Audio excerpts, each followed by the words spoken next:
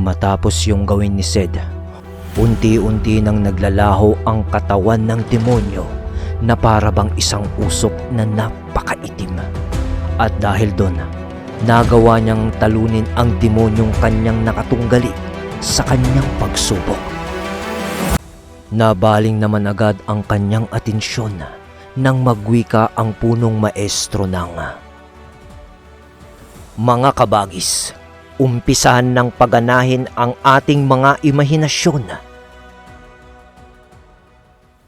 Magaling! Magaling, iyo. Pinahanga mo ako. Isa kang ang tunay na alagad ng kabutihan. Kahit nasa kadiliman ng galing ang iyong abilidad na tangan. At sa ngayon ay tuluyan nang naubos ang wisyo ng demonyong yon. Dahil sa tuluyan na yung namatay. Wika ng punong maestro paglapit niya kay Sed. Agad namang sumingit si Joselito ng salita sa mga ito.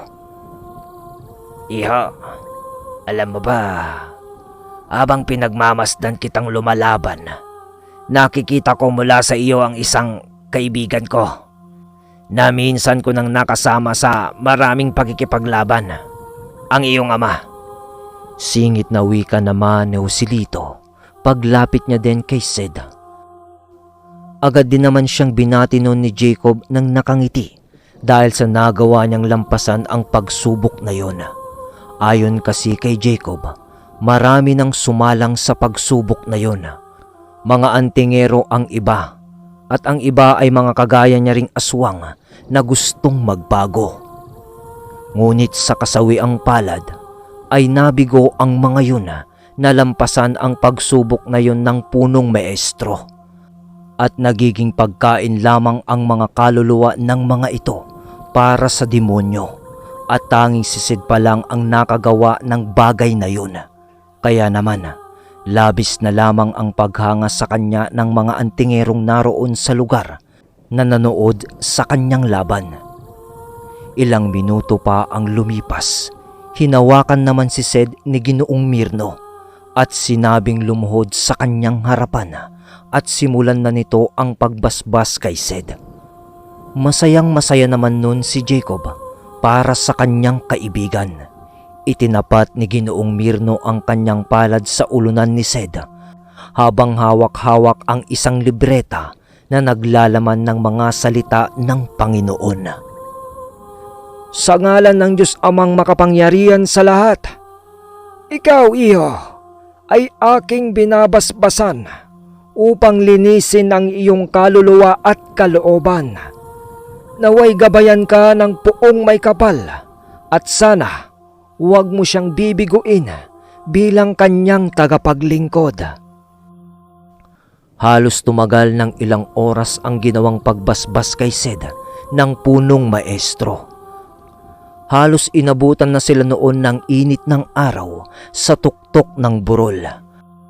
At pagkatapos pa ng mga salitang binitiwan ng punong maestro, nagbitaw rin ito ng mga orasyon bilang parte ng pagbasbas nito kay Sed.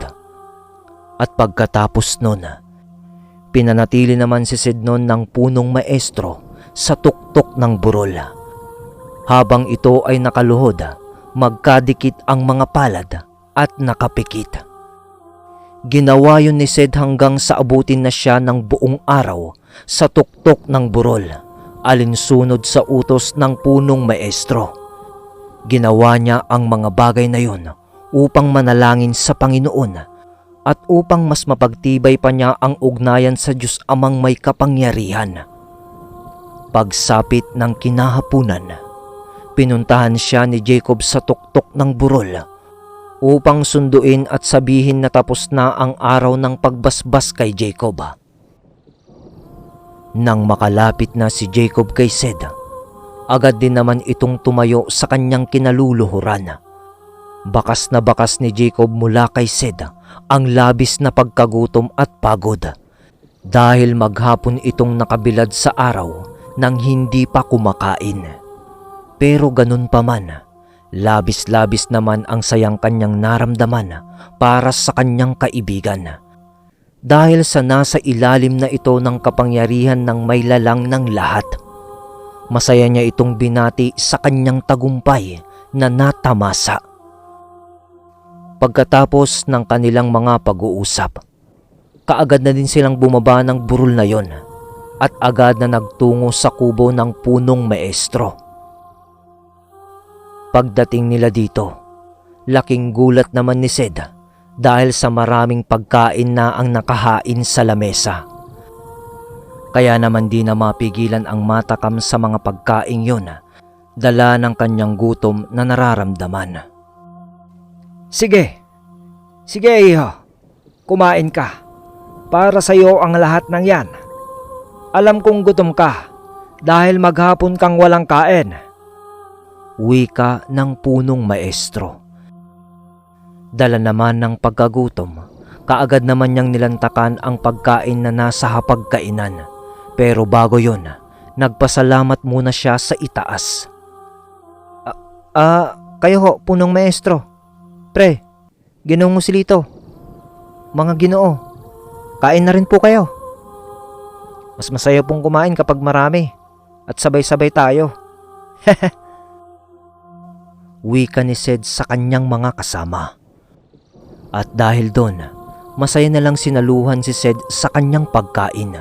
Pagkatapos ng kanilang pagkain ng hapunan, meron silang pinag-uusapang mga bagay-bagay na kanila munang gagawin bago sila magtungo sa lugar na kanilang pupuntahan ni Jacob.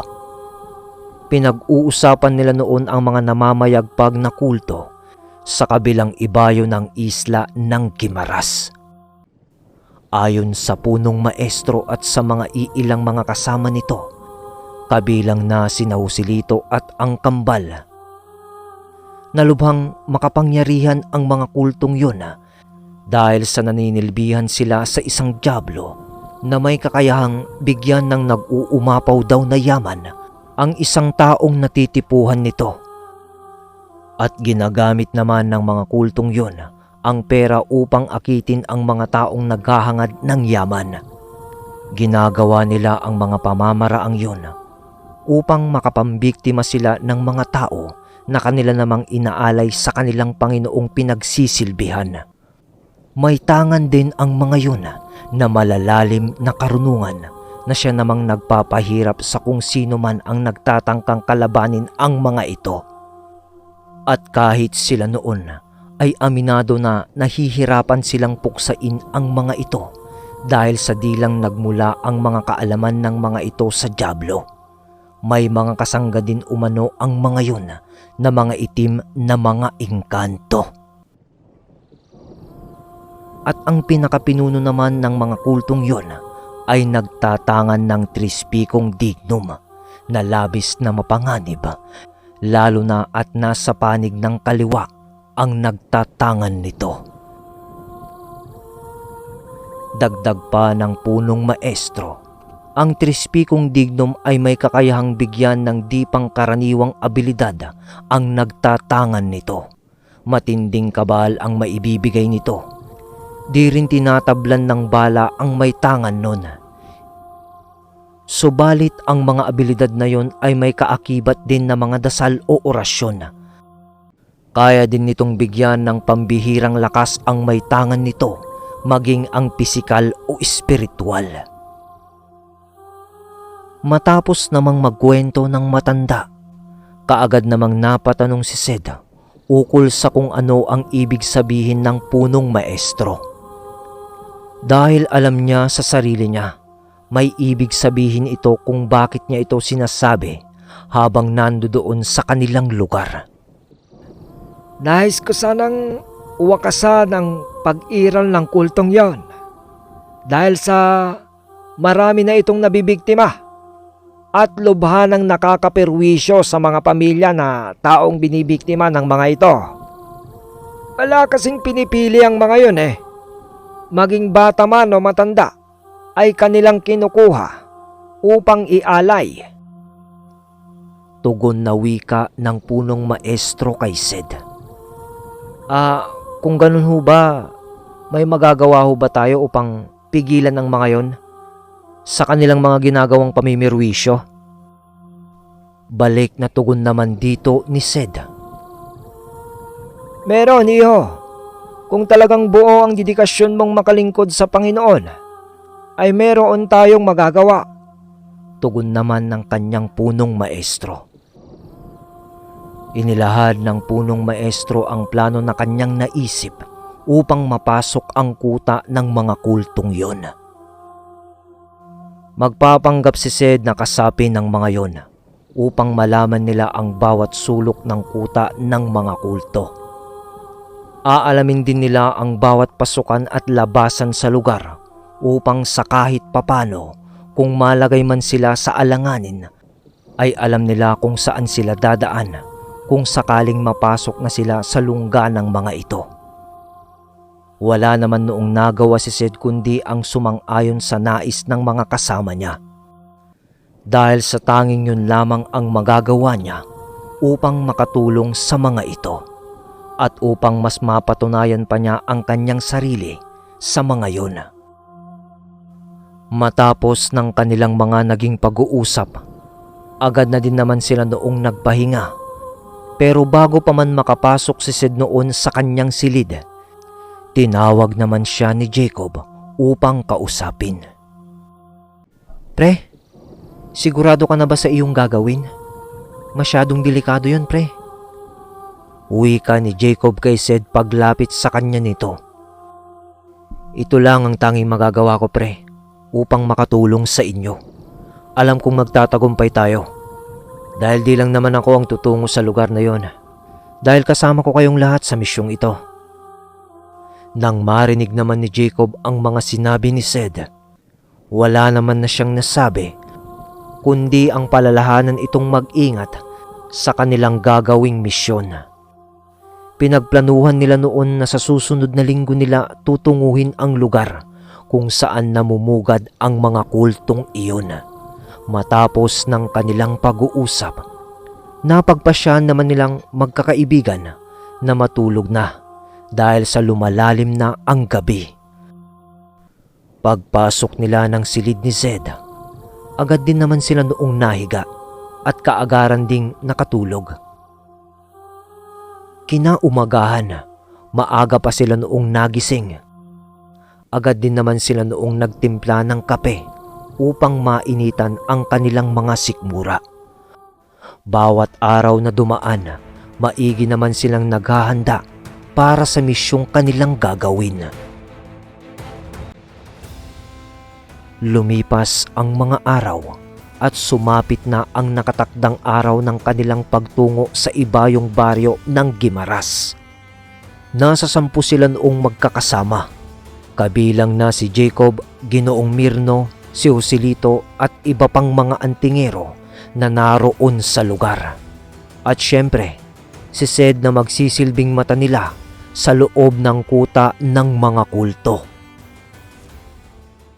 Makalipas ang mahabang paglalakbay, nakarating na sila sa isang baryo na abala ang mga tao sa paggawa ng mga bakod sa kanilang mga bahay. Mga bandang hapon na nang narating nila ang baryong iyon. Kaya't habang naglalakad silang magkakasama sa gitna ng baryo, halos lahat ng mga tao ay pinagtitinginan sila.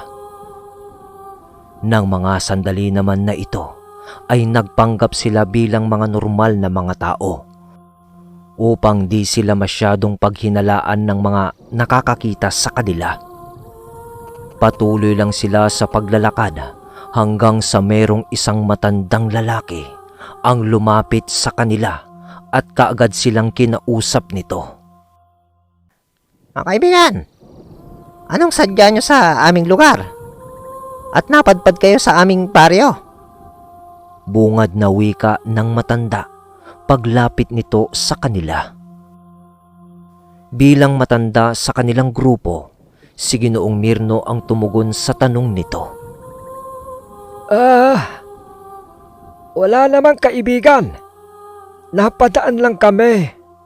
Pero kung maaari sana ay dito kami magpalipas ng gabi sa iyong baryo.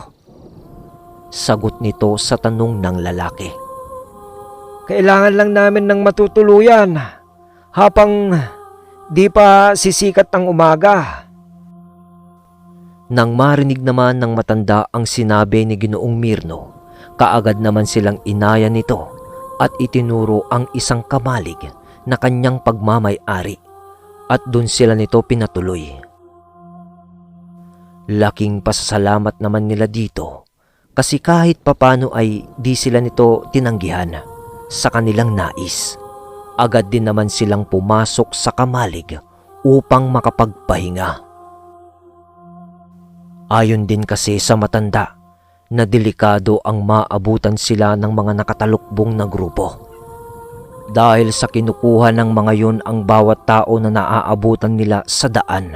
At kung wala naman silang maabutan sa daan, wala silang ibang ginagawa, kundi ang kumatok sa bawat bahay ng kanilang nadaraanan. Sa pagpapatuloy ng kanilang pakikinig sa mga kwento ng matanda dito nila napag-alaman na malapit lang sa baryong yun ang pinagkukutaan ng mga kulto. Ayon sa matanda na nasa isang yungib na gawa ng tao, nagkukuta ang mga ito. Napapaligiran yon ng sisitaasang mga puno at ang bawat paligid ng yungib na yon ay napapaligiran ng mga damong baging na nagsisilbing pangkubli sa yungib. Matapos makapagkwento ng matanda, agad na din itong nagpaalam sa kanila na uuwi na. Pero bago ito umalis, pinaalalahanan sila nito na isaradong maigi ang bawat pasukan sa kamalig upang sa ganon ay maging ligtas silang lahat kung sakaling mang-aatake ang mga grupo ng kulto sa gabing iyon. Sa pagpapatuloy ng oras, wala namang kakaibang nangyari sa paligid. Maliban na lang sa mga huni ng mga hindi malamang nilalang. Hanggang sa sumapit ang kinaumagahan, sa paggising nila, agad na bumungad sa kanila ang may-ari ng kamalig. Oh, mga kaibigan, maayos bang naging pamamahinga nyo? Bungad na tanong sa kanila ng matanda. Ayos lang naman ho, Manong. Sa katunayan nga ho napasarap ang tulog namin kagabi. Presko ho kasi at malamig ang hangin na pumapasok dito sa kamalig nyo. Tugon naman ni Jacob matapos nitong marinig ang tanong ng matandang may-ari ng kamalig. Sa pagpapatuloy ng kwento, magaganap ang isang digmaan na magdudulot ng matinding pinsala kay Sed. At ang digmaang ito ay magiging hudyat ng tuluyang pagkaubos ng grupo ng kulto sa isla ng Gimaras. Alright mga kabagis, ang tindi nun. Abangan natin yon. Pasensya na kayo, natatagal-tagalan tayo sa pag-upload kasi medyo busy ang inyong narrator. Pero ganun pa man, patuloy pa rin tayo. Salamat sa suportang tunay.